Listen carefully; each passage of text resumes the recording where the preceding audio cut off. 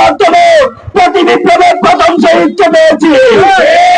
আমরা পরিষ্কার ভাবে বলতে চাই, যেই সংগঠন গুম, খুন, আইনাগর এবং গণহত্যার সাথে জড়িত, সেই সংগঠন বাংলাদেশে আর কোন রাজনীতি করতে পারবে না। ইন্টেরিয়াম গভর্নমেন্টকে বলতে চাই, এই আওয়ামী লীগকে দ্রুত সময়ের মধ্যে সন্ত্রাসী সংগঠন হিসেবে নিষিদ্ধ ঘোষণা করতে হবে। আমরা দেখেছি 2 আগস্ট এই বীর চত্বর থেকে আন্দরকিল্লা শাহে জামা মসজিদ থেকে যে বিশাল মিছিল হয়েছিল, সেখান থেকেই খুনি হাসিনার মস্তক কেটে গিয়েছিল। সেখান থেকে খুনি হাসিনার পতন অবধারিত হয়ে গিয়েছিল। আজকে আমরা পরিষ্কার ভাবে বলতে চাই, আমাদের গাজীপুরের শহীদ কাশেম ভাইয়ের শহীদ হওয়ার মাধ্যমে আওয়ামী লীগের কবর রচনা করা হয়েছে। এই নিষিদ্ধ সংগঠন ছাত্রলীগ আবার যদি কখনো রাজপথে ফিরে আসার চেষ্টা করে আর বাংলাদেশের প্রশাসন যদি ব্যর্থ হয়, তাহলে বিপ্লবী ছাত্র জনতা তাদেরকে দমন করার জন্য নিজ দায়িত্ব নিজে নিয়ে নেবেন ইনশাআল্লাহ।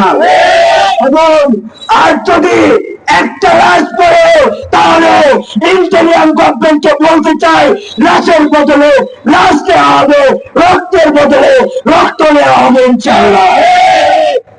আমাদের অবস্থান পরিষ্কার, যে সংগঠন জুলাই অভ্যুত্থানে হাজার হাজার ভাইকে আহত করেছে, হাজার হাজার ভাইয়ের চোখ কেড়ে নিয়েছে, হাত কেড়ে নিয়েছে, পা কেটে নিয়েছে, সেই সংগঠন বাংলাদেশে আর কোন রাজনীতি করার অধিকার রাখে না।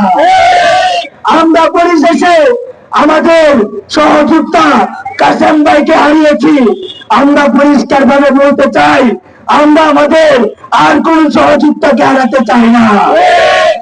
আমরা পরিষ্কার ভাবে বলতে চাই, আওয়ামী লীগ যদি আর কোন কার্যক্রম করার চেষ্টা করে, আর যদি সন্ত্রাসী কার্যক্রম পরিচালনা করার চেষ্টা করে, আর যদি রাজনৈতিক কার্যক্রম আওয়ামী লীগের মতো সন্ত্রাসী দলের নামে পরিচালনা করার চেষ্টা করে, তাহলে আমাদের এই বাংলাদেশের জুলাই অভ্যুত্থানে বিপ্লবী ছাত্র জনতা সবাই মিলে তাদেরকে প্রতিহত করবে ইনশাআল্লাহ।